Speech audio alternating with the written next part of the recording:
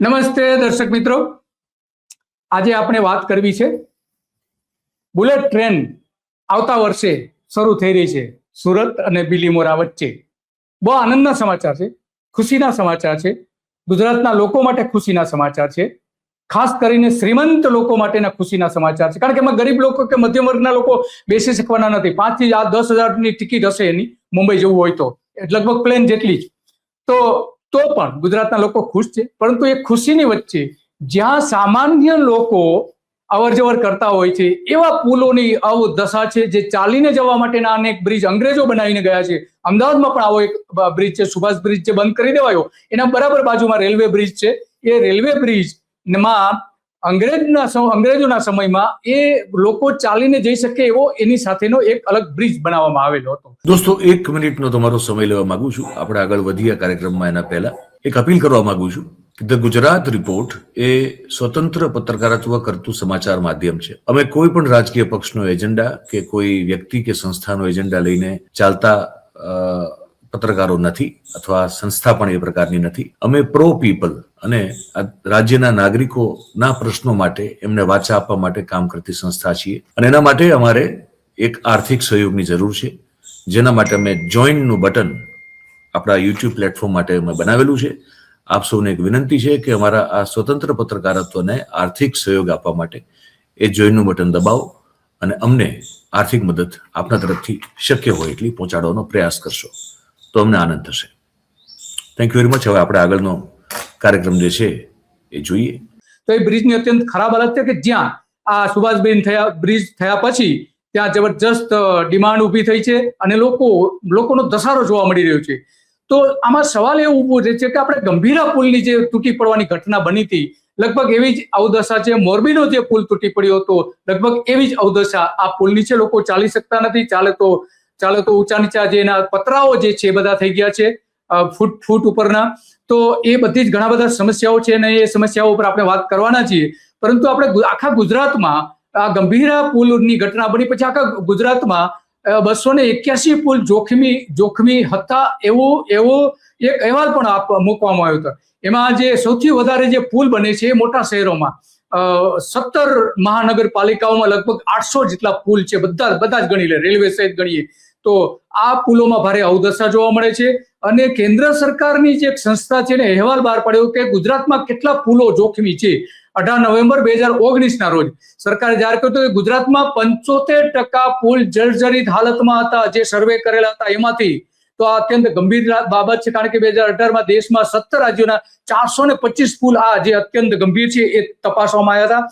એમાંથી 425 માંથી 281 પુલ, ઢાંચો વગેરે ખામી જણાયા હતા, અને એમાં 75% ગુજરાતના હતા. તો ગુજરાતમાં પુલ બને છે પણ એની અવદશા પણ અત્યંત ખરાબ છે.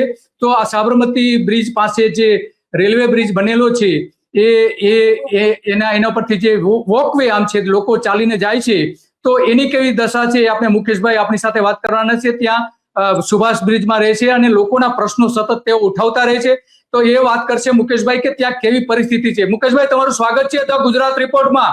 ત્યાં કેવી હાલત છે સાબરમતી રેલવે બ્રિજ ઉપર બનેલા વોકવેની? સુભાષ બ્રિજના બાજુમાં રેલવેના ટ્રેકના પેરેલલ એક પગપાળા બ્રિજ છે.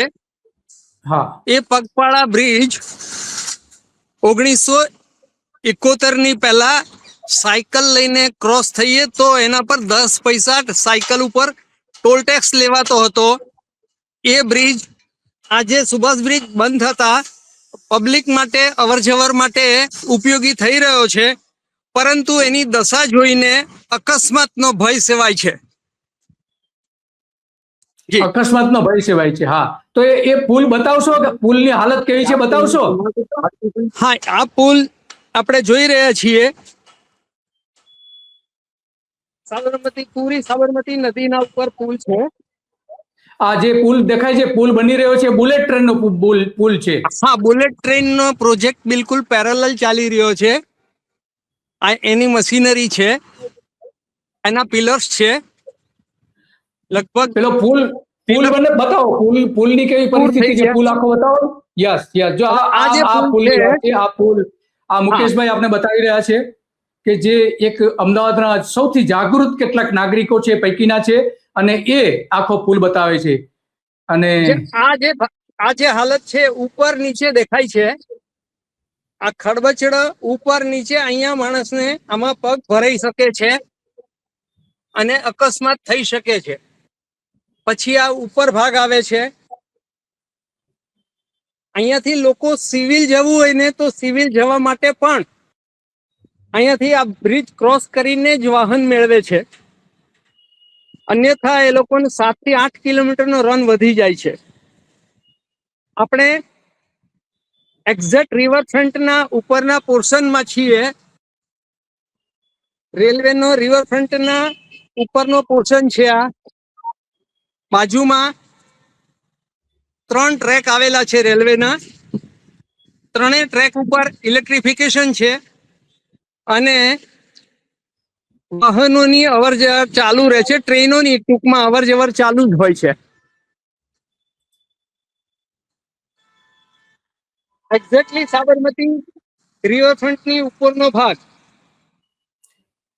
ક્ષતિગ્રસ્ત છે. જાણે બમ્પ મૂકેલા હોય, 4 બમ્પ મૂકેલા હોય એવું ફલિત થાય છે. અમુક જગ્યાએ તો પતરાના વેલ્ડિંગ એટલી હદ સુધી તૂટી ગયા છે કે આમાં અકસ્માત થવાનો ભય વધારે દેખાય છે. અહીંયા ઇલેક્ટ્રિકના થાંભલા છે.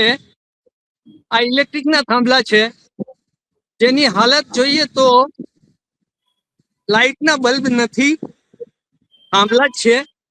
એવી રીતે સામે પણ થાંભલા જ છે, લાઇટના બલ્બ નથી. સિગ્નલ બાજુ એટલે ઇલેક્ટ્રિકના બલ્બની પણ અહીંયાથી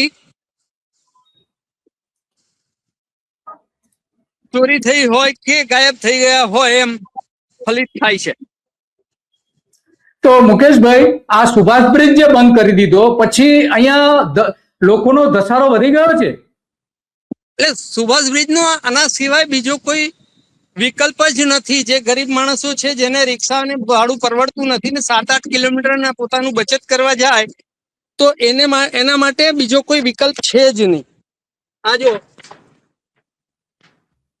આ હાલત છે બ્રિજની. મોટા ભાગના વેલ્ડિંગ છે ને એ ઉખડી ગયા છે. પહેલા અહીંયા લાકડાના સ્લીપર્સ, રેલવેના જે સ્લીપર્સ આવતા એને મૂકીને બ્રિજ બનાવવામાં આવેલો અંગ્રેજોના શાસન. 1970 મેં આના ઉપર સાયકલ ચલાવેલી છે અને ટોલ ટેક્સ ભરેલો છે. 10 નવા પૈસા ટોલ ટેક્સ હતો.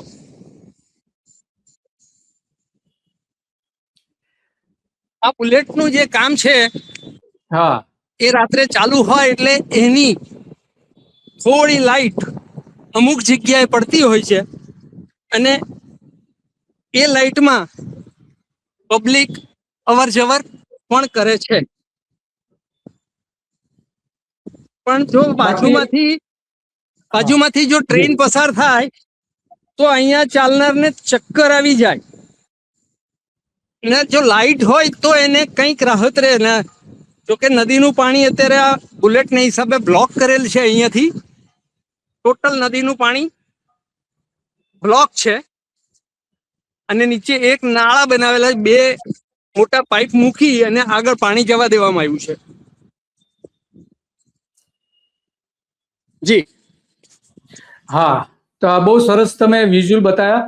અને આ એટલા માટે જરૂરી છે કે આપણે 1 લાખ કરોડ રૂપિયાની બુલેટ ટ્રેન તો બનાવી, પરંતુ સામાન્ય લોકોને જે ચાલવા માટેનો આ એક વર્ષો જૂનો અંગ્રેજોએ જે બનાવેલો આ પુલ છે, પગે ચાલીને સાયકલ લઈને જ જઈ શકાતું હતું. વચ્ચે બંધ પણ કરી દીધું હતું. અને મુકેશભાઈએ ત્યાં સત્તાવાળાઓને વારંવાર ફરિયાદો કરી, લેખિતમાં ફરિયાદો કરી, બીજા લોકોએ પણ ફરિયાદો કરી. તો પછી એમાં આ સમારકામ કરવામાં આવ્યું હતું. તો સમારકામ કર્યું તો એ પેલા લાકડાના બધા એમાં પગ ઉપર ચાલવા માટેના જે ચાલવાનું નીકળો હતું એ લાકડાનું હતું કે લોખંડનું હતું? એમાં લાકડાના જે 2 પાટાની વચ્ચે લાકડાના સ્લીપર્સ હોય એના કટ કરીને એના પીસીસ લગાવેલા હતા. એ બતાવો ને, નીચે બ્રિજ બતાવો, એ બ્રિજ બતાવો જ્યાં. હા, યસ. અત્યારે લોખંડની પાટ મૂકેલી છે.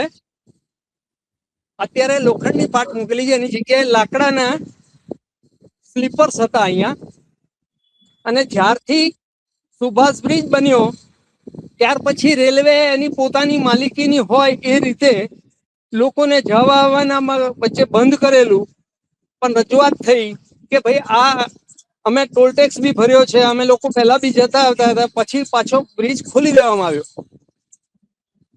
મીડિયા ને સ્થાનિક કાઉન્સિલર ને એ લોકોના સપોર્ટથી ફરીવાર બ્રિજને કાર્યરત કરવામાં આવેલો.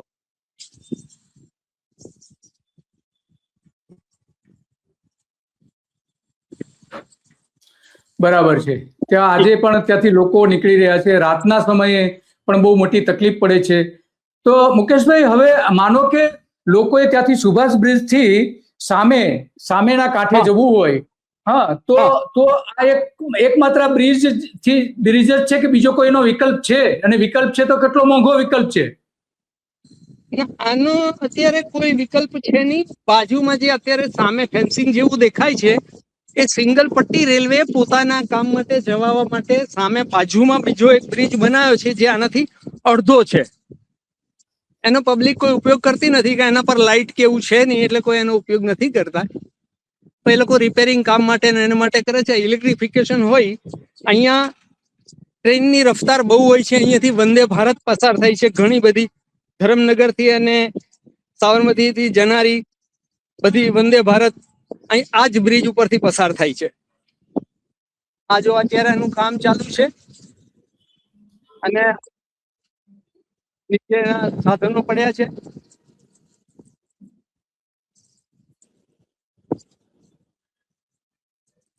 આજે પૂરની પરિસ્થિતિ થઈ એમાં થોડું ધોવાણ થઈ ગયેલું, એને કારણે કે છે કે આ કાર્ય થોડું ધીમું ચાલી રહ્યું છે. તો મુકેશભાઈ, આ પુલ પર જે ચાલીને જાય છે એ મોટાભાગે કોણ હોય છે? કોઈ ધાર્મિક સંસ્થા, ધાર્મિક મંદિરોમાં દર્શન કરવા માટે જાય છે કે બીજા કોઈ ધાર્મિક કામ માટે જાય છે, અથવા તો મજૂર લોકો જાય છે? કોણ જઈ રહ્યું છે ત્યાંથી ચાલીને જનારો વર્ગ કયો છે? જે આ સાઈડે ચાલીમાં રહેનાર અને અહીંયા સામેની સાઈડે ફ્લેટોમાં કામ કરવા જતા હોય એ લોકો, અને જે ગાયત્રી મંદિર, ગાયત્રી પરિવાર વાળા જે માનતા હોય અને જે ત્યાં જાય છે એ, અને સાથે સાથે જે સ્વામિનારાયણ મંદિર બાજુમાં છે તો ત્યાં જનાર પબ્લિક બધી સવારે અહીંયાથી જ નીકળે છે. અને જો અહીંયાથી ન નીકળે તો એને લગભગ 100 રૂપિયાનો રિક્ષા ભાડું અથવા સુભાષ બ્રિજ બંધ થતો અને વપરાઈ જાય છે. જો અત્યારે બ્રિજ હલતો દેખાય છે, હા, પતરું અચ્છા, જાણે હાલે કે છે. નીચે જવાની રાહ જોતું હોય એવું હલતો બ્રિજ દેખાય છે. ટ્રેન નીકળે છે, વાઇબ્રેટ થાય છે. ટ્રેન નીકળે, ટ્રેન અહીંયાથી નીકળે છે, આપણે લઈએ છીએ એને. ઓ અચ્છા, એટલે આખો બ્રિજ જે છે એ હલે છે, ધ્રુજે છે?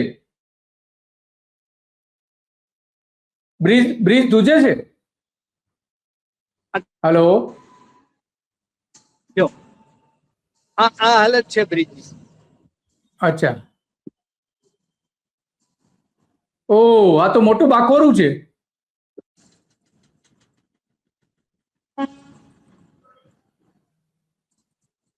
બાજુમાં આ મિલિટરીના કઈ સામાન મોકલવાનું ટ્રેન ખાલી જતી હોય એવું જણાવ્યું. આ CR છે, સેન્ટ્રલ રેલવેના ડબ્બા છે. આ દરે દક્ષિણ રેલવે ऐसा એક પરફેક્ટ ઘરનું સપનું એને સાકાર કરશે કોણ? Shrinathji group of companies. 10 વર્ષ પહેલા Dakshesh Shah started his journey એક સિમ્પલ ડ્રીમથી. બધાનું ડ્રીમ હોમ બનાવવાનું સપનું, એ પણ અફોર્ડેબલ પ્રાઇસમાં. 2015 થી હજારો ફેમિલીઝનું સપનું પૂરું કર્યું છે, તો તમે કેમ પાછળ રહી જાઓ? આજે જ મુલાકાત લો શ્રીનાથજી સામ્રાજ્ય અને સ્વસ્તિક પાર્કની અને તમારા સપનાને એડ્રેસ આપો. આ ડિફેન્સની ગાડી છે, એમ લખેલું છે, DEF લખેલું છે. ડિફેન્સની ગાડી છે. તો ત્યાંના જે નીકળે છે, ત્યાંના દર્શકો જે છે, ત્યાંથી જે ચાલનારાઓ જે છે એ ચાલનારાઓને સાંભળીએ કે શું કહી રહ્યા છે, ચાલનારાઓને સાંભળીએ કે શું કહી રહ્યા છે. અત્યારે તમને કેમ અહીંથી નીકળવામાં જોખમ લાગે છે? અહીંયાથી તમે અહીંથી નીકળો છો તો તમને ડર લાગે છે? ડર તો લાગે જ ને. અહીંથી કેમ જવું પડે છે? અમારે કામ રાત દિવસ અમારે કામ ધંધો અહીંયા જ છે, તો સુભાષ બ્રિજ બંધ છે એટલે જવું પડે માટે જવું પડે છે અમારે અહીંયાથી જ. છે. અને રિક્ષામાં જાવ તો કેટલો ખર્ચો થાય છે? અમારે રિક્ષા જતી હતી બહુ ફરી જાય તો રોજના 100 રૂપિયા થાય છે અને અમે એટલું કમાતા બી નથી. અહીંથી રોજ તમારે કામે આવવા જનાર કેટલા જણની સંખ્યા હશે? અમારે તો ખાસી બધી સંખ્યા હશે, બધી છે આખી વસ્તી. બધા કેશવનગરમાં રહેનાર? કેશુનગર વાળા, પછી ચાલી વાળા, બધા રાણીપ વાળા, બધા જ રસ્તો છે અમારો. એટલે ગાયત્રી મંદિર જનાર બી આજ વાપરતા હશે? આ જ વાપરે છે. અને આ સ્વામિનારાયણ મંદિર જનાર બી આજ રસ્તો આ વાપરે? બધો આ જ બધા એક જ રસ્તો વાપરે એટલે અમારે બીજો રસ્તો જ નહીં. આ કેટલા વર્ષથી તમે આના પરથી આમ પહેલા ગયેલા? પહેલા આ બુલેટ નું કામ કરનારા લોકો છે. વર્ષ જેવું તો મને નોકરી લાગ્યા ને બોમ્બે જઉં છું અને એના પહેલા નો હું એ અંગ્રેજોના શાસન વખતનો બ્રિજ છે કહેવાય છે. હા હા એટલે થેન્ક યુ. આ બુલેટ નું કામ કરનારા લોકો જાય છે.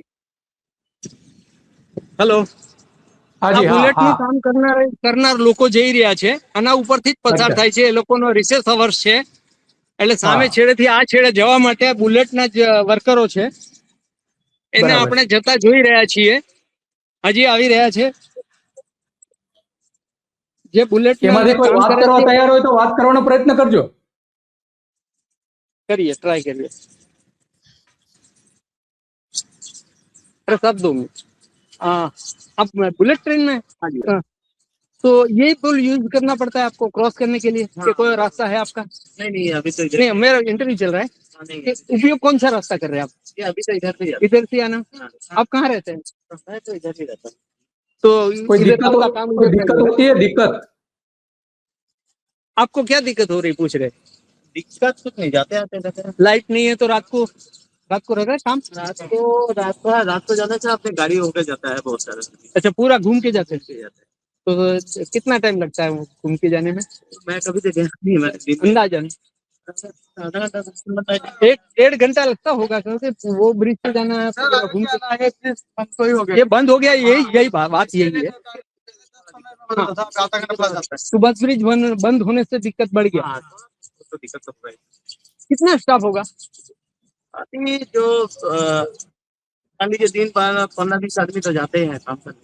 नहीं, अक्खर में इसमें में कितना आदमी काम करता होगा अंदाज में करीब पैरेलल 150 वो लोकेशन में नहीं, वो लोकेशन में काम है. कम है बराबर. तो यहाँ वाले को तो जरूरत नहीं पड़ती होगी. नहीं ऐसे वो वाला लोकेशन के लिए जाना पड़ता इधर वाले उधर रहते हो तो जाना पड़ता होगा, जाते हो. है. जैसे खाना खाने आएगा बा कोई जाएगा यही होता है. बहुत कुछ. Okay, thank you. धन्यवाद.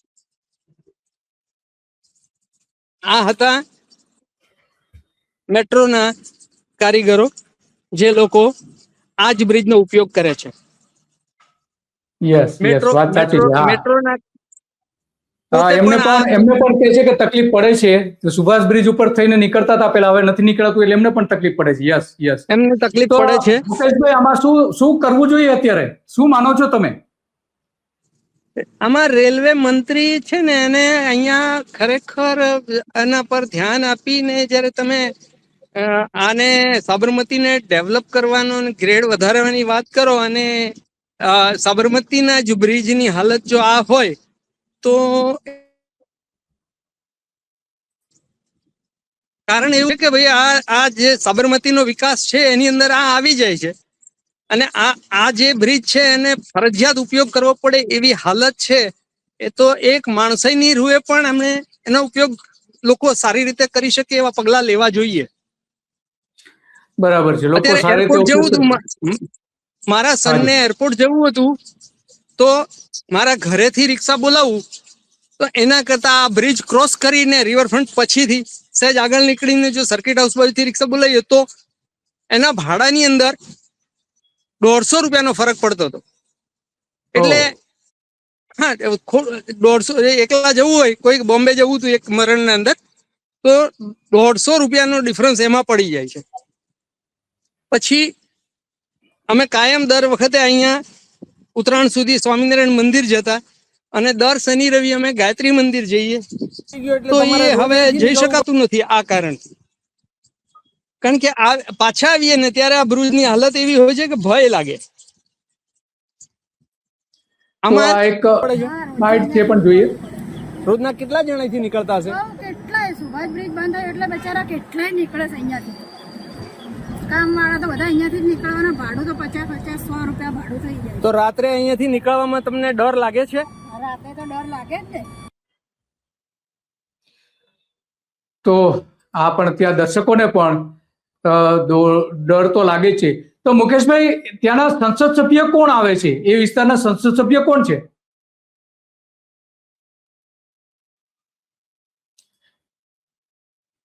સાબરમતી આ રીતે છે. સાબરમતીનું જે મેટ્રોનું સ્ટેશન છે, બધા અમદાવાદના મેટ્રો સ્ટેશન ચાલુ થઈ ગયા, પણ સાબરમતી મેટ્રો હજી ચાલુ નથી. સાબરમતી પ્રત્યે કોણ જાણે કદાચ કે દુર્વ્યવહાર સેવા તો હોય કે કઈ કારણ અકળ કારણોસર એવું લાગે છે. અહીંયા નથી એએમટીએસ કે નથી બીઆરટીએસ, અહીંથી કોઈ પણ બસ નથી નીકળતી. અહીંયા જે બ્રિજ છે ત્યાંથી પુલ ઉપર જવાનો જે રસ્તો છે એ આપણે જોઈ શકીએ છીએ, એ પણ બહુ ખરાબ હાલતમાં છે. જે મુકેશભાઈ આપણે વિડીયો મોકલેલો છે એ પણ ખરાબ હાલતમાં છે. જી જી, વાત સાચી તમારી મુકેશભાઈ કે સાબરમતી માટે કોઈ ધ્યાન આપતું ના હોય એવું દેખાઈ રહ્યું છે. જી, એટલે અહીંયા કોઈ પણ અમારે જે આના નીચે થઈને રેલવે ફાટક પાસેથી પાવર હાઉસ બાજુ બસો જતી હતી એએમટીએસ, એ બસો 3 વર્ષથી બંધ છે. એટલે પણ લોકોએ આનો ઉપયોગ કરવો પડે. અને સુભાષ બ્રિજ પણ બંધ થઈ ગયો. બીઆરટીએસ આ સાઈડે છે જ નહીં. સુભાષ બ્રિજ સર્કલ સુધી જવું પડે, ત્યાર પછી જ બીઆરટીએસ મળે. અને મેટ્રોનું સ્ટેશન પણ હજી સુધી કાર્યરત થયું નથી. મેટ્રો સાબરમતીનું જે રેલવેનું જંકશનનું સ્ટેશન કહેવાય, સાબરમતી બ્રોડગેજનું સ્ટેશન, જંકશનનું સ્ટેશન પણ હજી સુધી, આનું નામ આપ્યું છે સાબરમતી જંકશન, જે સેન્ટ્રલ જેલ સાઈડના, ને પણ જંકશનનું સ્ટેશન કાર્યરત નથી. પછી મેટ્રોમાં જવા આવવાની સંખ્યા કેવી રીતે આશા રખાય? જી, વાત તો સાચી છે તો મુકેશભાઈ તમારી. તો હવે આપણે આશા રાખીએ કે અમદાવાદ મ્યુનિસિપલ કોર્પોરેશન, રેલવે વિભાગ અને એ બધા કામ કરે. આપણે જાણીએ છીએ કે સાબરમતી વિસ્તાર જે છે એ આઈ થિંક કે અમિત શાહના મત વિસ્તારમાં આવે છે. કોના મત વિસ્તારમાં આવે છે? અમિત શાહના એરિયા આવે છે. હા, અમિત શાહે ઘાટલોડિયા અને આસપાસના રેલવે સ્ટેશનો સારામાં સારા બનાવી દીધા છે. સાણંદનું રેલવે સ્ટેશન ખતમ કરી નાખ્યું છે. એ જ રીતે આ સાબરમતીમાં જે ગરીબ લોકો છે, સામાન્ય લોકો છે, મધ્યમ વર્ગના લોકો છે, જેને રેલવે ટ્રેક ક્રોસ કરવી હોય તો આ ચાલવા માટેનો એકમાત્ર રસ્તો છે, એ પણ અત્યંત ખરાબ હાલતમાં છે. બાજુમાં 1 લાખ કરોડ રૂપિયાની તમે બુલેટ ટ્રેન બનાવી રહ્યા છો, પરંતુ સામાન્ય લોકો જ્યાંથી રોજ આવજા કરે છે, એને નીકળવું પડે છે, એ માટે તમે એમાં તમે બહુ ધ્યાન આપતા નથી. તો આ ક્યાંનો ન્યાય છે? ગરીબો માટે કશું જ નહીં કરવાનું, સામાન્ય લોકો માટે કંઈ નહીં કરવાનું. માત્ર ને માત્ર તમે શ્રીમંત લોકો માટે બુલેટ ટ્રેન બનાવતા હો, બુલેટ ટ્રેન આ રીતે 1 લાખ કરોડ રૂપિયાનું એમાં મૂડીરોકાણ કરતા હો.